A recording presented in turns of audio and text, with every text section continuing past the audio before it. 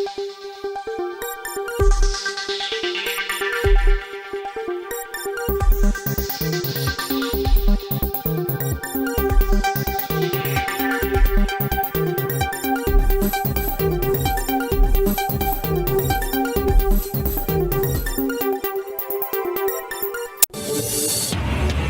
হাসিনাকে ফিরিয়ে আনার প্রশ্নে যে উত্তর দিলেন ডক্টর ইউনূস।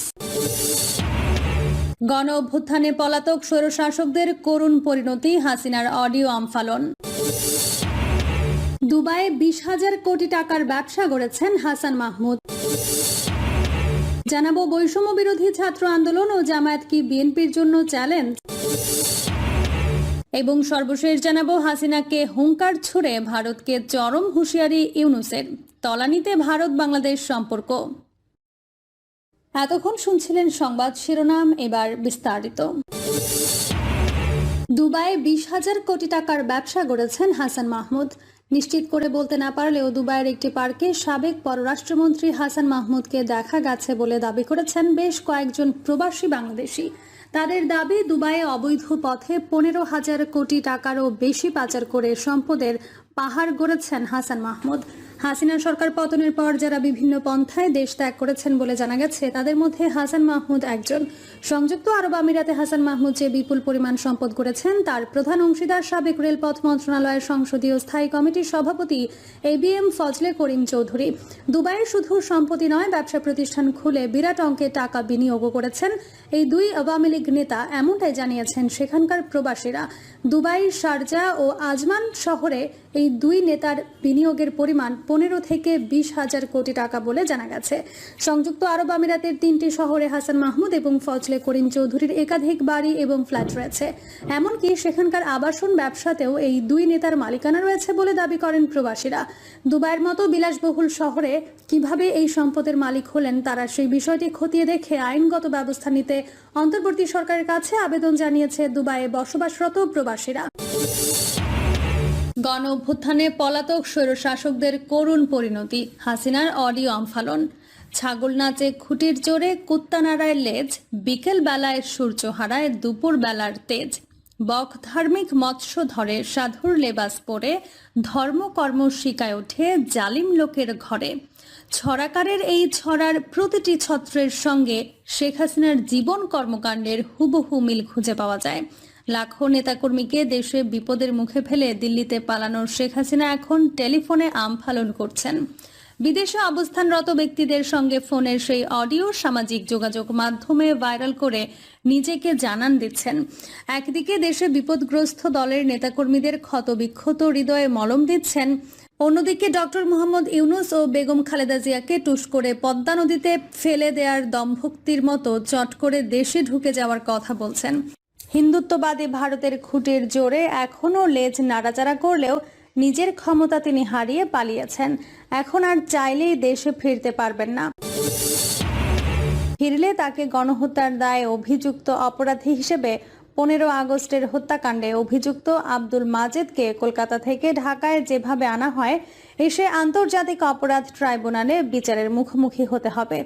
যুগোস্লোভিয়ার সোবোদন মিলোসেভিচ, রুয়ান্ডার জিন কাবান্দা, চিলির আগস্টো পিনোচের যে পরিণতি হয়েছিল, জুলাই আগস্ট 36 দিনের গণহত্যার দায়ে আন্তর্জাতিক অপরাধ ট্রাইব্যুনালে মামলা দায়েরের পর শেখ হাসিনাকে সেই পরিণতির দিকে যেতে হবে।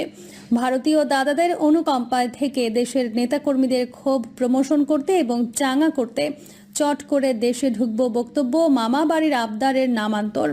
ভারতের নাচের পুতুল হাসিনা 15 বছর দেশের অর্থনীতিকে খাদের কিনারে নিয়ে গেছেন। মহাপ্রকল্পের নামে ঋণ করে দেশকে ক্ষতিগ্রস্তে জর্জরিত করেছেন। প্রকল্পের জন্য বিদেশি ঋণ নিয়ে হাজার হাজার কোটি টাকা বিদেশে পাচার করেছেন। দলবাজদের ব্যাংকের লাইসেন্স দিয়ে দেশের ব্যাংকিং সেক্টরকে ধ্বংস করেছেন। মানুষের মধ্যে রাজনৈতিক ও সামাজিক বিরোধ সৃষ্টি করে দেশকে বিভক্ত জাতিতে পরিণত করেছেন। দুর্নীতিকে রাষ্ট্রীয় রূপ দিয়েছেন। সাংবিধানিক প্রতিষ্ঠানগুলোকে দলীয় সদর দফতরে পরিণত। জানা যায়, হাসান মাহমুদ ও ABM ফজলে করিম চৌধুরী হাজার হাজার কোটি টাকা পাচার করেছে আমিরাতের কিছু প্রবাসী ব্যবসায়ীর মাধ্যমে। বিশেষ সূত্রে জানা যায়, আমিরাতের আজমানে আবাসন ব্যবসায় বিনিয়োগ করেছেন হাসান মাহমুদ ও ফজলে করিম। আজমান ইন্ডাস্ট্রিয়াল এরিয়ায় একাডেমি এলাকায় JR প্রপার্টি নামে ইতোমধ্যে 26টি ভবন তৈরি করেছে ইউনুস সেন্টার নামের আরেকটি কোম্পানি। এই কোম্পানির নতুন নামকরণ করা হয়েছে চট্টগ্রাম রিয়েল এস্টেট। ওই এলাকায় এই কোম্পানির নামে প্রায় 350 একর জমিও কেনা হয়েছে বলে দাবি করেন প্রবাসীরা। আর তাদের এই বিশাল ব্যবসা দেখভাল করেন হাসান মাহমুদের ব্যবসায়িক পার্টনার ও চট্টগ্রাম রিয়েল এস্টেটের মালিক CNG জসিম নামের এক প্রবাসী। স্থানীয় সূত্রে জানা যায়, হাসান মাহমুদ এবং ফজলে করিম চৌধুরী আজমান ছাড়াও দুবাই, শারজা, ফুজিরা ও আল আইনে বসবাসরত বিদ্যমান অসংখ্য প্রবাসী ব্যবসায়ী প্রতিষ্ঠান বিনিয়োগ করেছেন। এছাড়া নামে বেনামে আরও অসংখ্য প্রতিষ্ঠান গড়ে তুলেছেন এই দুই নেতা। দুবাই প্রবাসীরা আরও জানান, শুধুমাত্র আমিরাতে নয়, ওমান, কাতার ও সৌদি আরবেও পাচার করা টাকায় গড়ে তুলেছেন অসংখ্য প্রতিষ্ঠান। বৈষম্য বিরোধী ছাত্র আন্দোলন ও জামায়াতকে বিএনপির জন্য চ্যালেঞ্জ। বাংলাদেশের রাজনীতিতে গত 5 আগস্টের পর থেকে পরিবর্তিত পরিস্থিতি ও নতুন সমীকরণের ইঙ্গিত পাওয়া যাচ্ছে। রাজনীতিতে আওয়ামী লীগ বিহীন মাঠে সামনের দিনগুলোতে নতুন হিসেব নিকেশ আসবে, তাতে কোনো সন্দেহ নেই। এই মুহূর্তে বাংলাদেশের রাজনীতিতে প্রধান দুটো শক্তি বিএনপি এবং তাদের এক সময়কার রাজনৈতিক মিত্র জামায়াতে ইসলামী। অন্যদিকে বৈষম্য বিরোধী ছাত্র আন্দোলন কোনো রাজনৈতিক দল না হলেও রাজনীতির মাঠে তাদের প্রভাব অন্যদের চেয়ে কম নয়।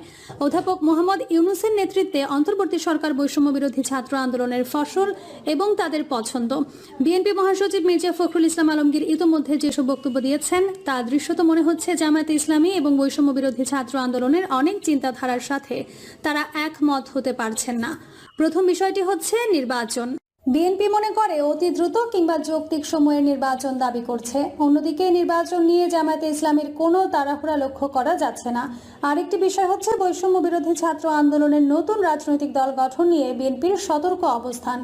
বৈষম্য বিরোধী ছাত্র আন্দোলনের সাথে যারা সম্পৃক্ত তাদের দিক থেকে কোনো রাজনৈতিক দল গঠন করা হয় কিনা সেদিকেও দৃষ্টি রাখছে বিএনপি। এই বিষয়টিও নির্বাচনের সাথে সম্পৃক্ত, যদিও বৈষম্য বিরোধী ছাত্র আন্দোলনের সমন্বয়করা বলছেন নতুন রাজনৈতিক দল গঠনের কোনো চিন্তা এখনই তাদের নেই। গত 16 সেপ্টেম্বর ঢাকায় এক অনুষ্ঠানে বৈষম্য বিরোধী ছাত্র আন্দোলনের প্রতি ইঙ্গিত করে মির্জা ফখরুল বলেন, অন্তর্বর্তী সরকার যাদের দায়িত্ব দিয়েছে তাদের মধ্য থেকে বলা হচ্ছে নতুন দল তৈরি করতে হবে। নতুন দল তৈরি করার কথা বলে জনগণ কিভাবে বুঝবে তারা নিরপেক্ষভাবে কাজ করছেন?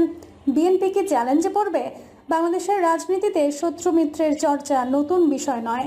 দেশটির রাজনৈতিক ইতিহাস বিশ্লেষণ করলে দেখা যায়, রাজনীতির মাঠে একটা সময় যারা পরস্পরের মিত্র হিসেবে পরিচিত ছিল, পরবর্তীতে তারাই শত্রু হিসেবে চিহ্নিত হয়েছে। 1975 সালের 7ই নভেম্বর সিপাহী জনতার অভ্যুত্থানের মধ্য দিয়ে জিয়াউর রহমান বন্দিদশা থেকে মুক্ত হয়েছিলেন। এরপর তার ক্ষমতায় আসার পথ প্রশস্ত হয়েছিল। সেই অভ্যুত্থানের রূপকার ছিল জাসদ নেতা অবসরপ্রাপ্ত কর্নেল আবু তাহের ও জাসদের বিপ্লবী সৈনিক সংস্থা। তখন জাসদ ছিল আওয়ামী লীগ বিরোধী শক্তি, কিন্তু রাজনীতির পথ পরিক্রমায় জাসদ আওয়ামী লীগের মিত্র হয়েছে এবং বিএনপির শত্রু হয়েছে। বাংলাদেশের বর্তমান রাজনৈতিক প্রেক্ষাপটে আগামী দিনগুলোতে বৈষম্য বিরোধী ছাত্র আন্দোলন এবং জামায়াতে ইসলামী কি বিএনপির জন্য বড় রাজনৈতিক চ্যালেঞ্জ তৈরি করবে? উত্তরে বিএনপির স্থায়ী কমিটির সদস্য আব্দুল মঈন খান বলেন, মোটেই না। এখানে ছাত্র জনতার যে বিপ্লব হয়েছে তার যে অন্তর্নিহিত স্পিরিট, সেটা যদি আমরা উপলব্ধি করি তাহলে এখানে কিন্তু কোনো দ্বন্দ্ব বা মতবিরোধের সুযোগ আমি দেখছি না।